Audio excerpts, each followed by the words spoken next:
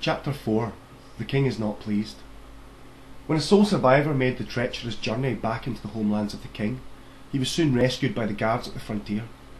The man was ushered to see an alchemist for a quick potion, and when recovered to full health was summoned for an audience with the king, a mighty man of ancient stature who commanded respect from his many followers. The survivor was just a soldier of the king, who did his duty proud, but was a bit fearful when faced with such a man. A king can be many things when given the ultimate power of such a kingdom, with the very lives of so many at his beck and call. He can go mad with power, or show an equal measure of compassion. This was a good king, but prone to fits of anger when confronted with something he did not like. In fact, he was famous for it. The king made the soldier forth, and he walked past the other nobles at court and their giant bodyguards, all eyes intent on him as he went up to the mighty throne. The soldier kneeled, visibly shaking, with a bowed head, waiting for permission to get up. "Up, my good man, and tell me of your hardship, and also inform me as to the whereabouts of my high official and his captain." The king was looking at him with a searching eye, and the man became uncomfortable. "Well, sir, the truth of it is that a troll had them all for his breakfast." A troll, you say? "Yes, sir. It was a huge black troll as ever lived under a mountain. It ate them all, your majesty." So, how did you escape, good warrior, bold and true? "I was wounded and left for dead, sire. When the beast turned to make a meal of the high official, I sneaked over the bridge." Then you freely admit your dereliction of duty and cowardice in defending the king's highway? No, sir. I did not know what to do. We had no weapon that could scratch the monster. Doom was on his breath, and that was the end of it, sire. It was my duty, as I saw it, to return to my king and tell him of their fate." A troll, you say? But how is this possible that so many men have fallen? It should have been mere sport to round out such a creature and then deal merry with it. "I do not know, sire." The man bowed. On you go, my good fellow. The soldier was relieved and made his way down the court steps. The king was not pleased. He was getting a headache, and when that happened it was followed by a seizure, and then his alternative personality emerged, and he turned into an evil king. The court could sense the inevitable change. The evil was emerging and taking total control of the king, no longer confined, free at last. Just a second there, my good man. There was something different about the king's voice. The soldier turned. "Yes, your majesty." Come here, my loyal soldier. The man complied.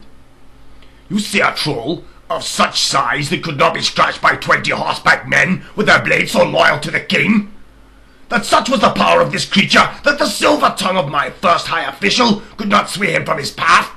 And that, with all this commotion and the back of the most dreaded creature turned away from you, you did not think to strike the monster down?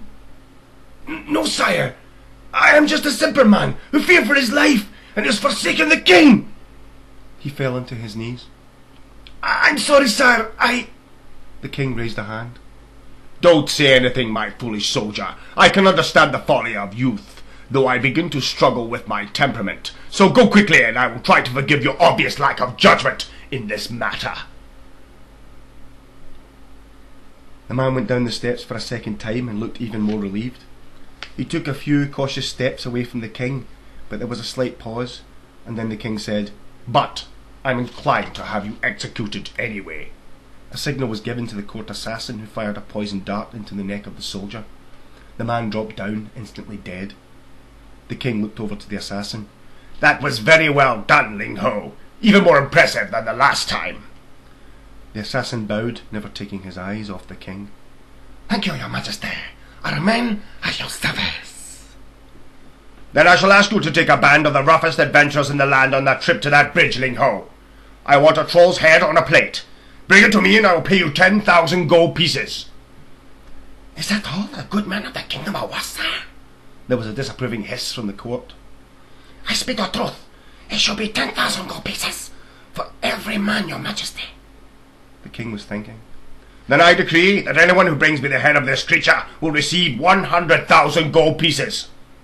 The scribes made the decree known by writing it down and making sure it got posted throughout the kingdom, because pretty much anything a king said was passed into law. By that evening, and due to the almost instantaneous nature of the magical post system, Everyone in the kingdom knew all about it. The next morning, an assorted bunch of adventurers were assembled in the courtyard of the king's castle. The king had just woken up and was trying to remember what happened last night. The evil personality was gone, and with it, most of his memory. He opened the curtains and was bemused to find an assortment of rogues in his courtyard, and then considered in a panic that his castle may be under attack. He put on some kingly clothes and hurried down the stairs of the castle. The second most high official was standing at the open door to the courtyard, and he bowed to the king. Your Majesty, the rogues have gathered for your blessing on this dangerous quest. What the hell are you talking about, second most high official? This had happened before, and the official was not surprised. You don't remember, do you, sire? Remember what, official? You put into law last night a decree to bring you the head of the troll who killed the first most high official, and 20 of the good king's men. 100,000 gold pieces will be paid to the adventurer who performs the deed, sire. These fellows have gathered for the quest. The king wasn't feeling too well, and the thought of all that gold being paid out of the royal coffers was giving him another headache. He wanted to go back to bed. Did I really say that? Yes, sire. The king looked disturbed. You sought it. He went back up the grand stairway. I have the utmost of faith in you, second most high official. Do this for me and you will be promoted to the position of first most high official as the post is vacant. Why, thank you, sire. I shall see it done myself.